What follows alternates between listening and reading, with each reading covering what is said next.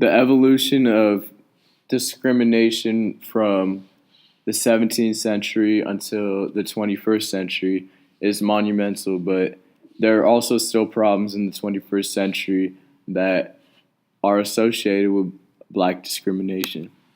Since African Americans came to the United States, they were forced to be slaves. This type of slavery involved them waking up early in the morning, going to sleep late, and picking cotton, picking crops, doing a lot of labor that rich white people forced them to do in hope of compensation in forms of food and a place to stay.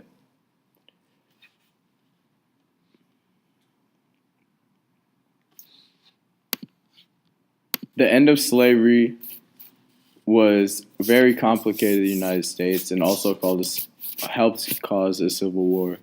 Abolition became a major reform movement with politicians in the North supporting an anti-slavery attitude.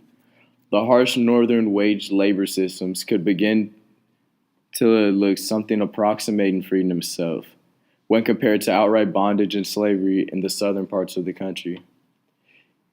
From 1864 to 1870, three amendments, the 13th Amendment, the 14th Amendment, and the 15th Amendment, led to the abolishment of slavery, citizenship for freed slaves, and voting rights for free slaves.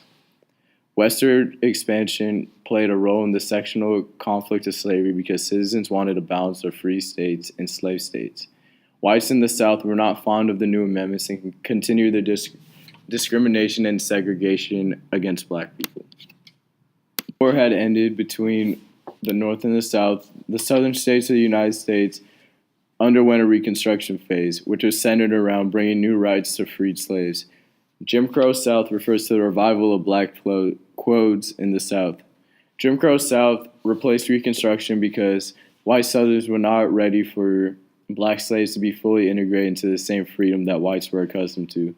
While slaves were freed, they were not granted a lot of the same rights that whites had at the time. Although they were free, African Americans were restricted in their vote. The Ku Klux Klan was a prominent force in the South which perpetuated an anti-black sentiment after the conclusion of the Civil War. The KKK are a huge reason why thousands of freed slaves migrated from the southern United States to the North. Although slaves were free in the North, they were still subject to discrimination and segregation by whites in the North. Violence from white workers in the North and segregation in schools in the North was reality for freed slaves that moved from the South. African civil rights leaders led a fight to the subsequent inclusion and integration of blacks into American society.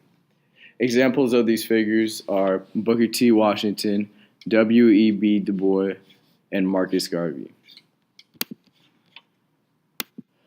Other prominent figures that took a stand against racism against African Americans was Rosa Parks, who is popularly known as sitting in the front of a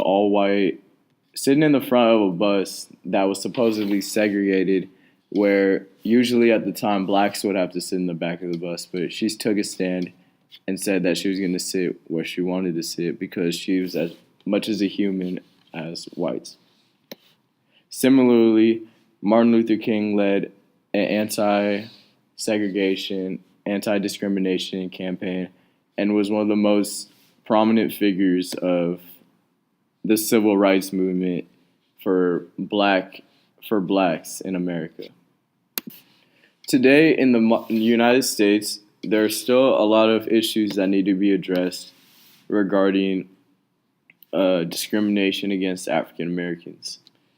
It has been popular to see in news for the past couple of years shootings involving unarmed black men such as Michael Brown and also unarmed black man who was killed named Eric Garner. These type of shootings show that there is still discrimination against African Americans in society today, and we need to work on changing that.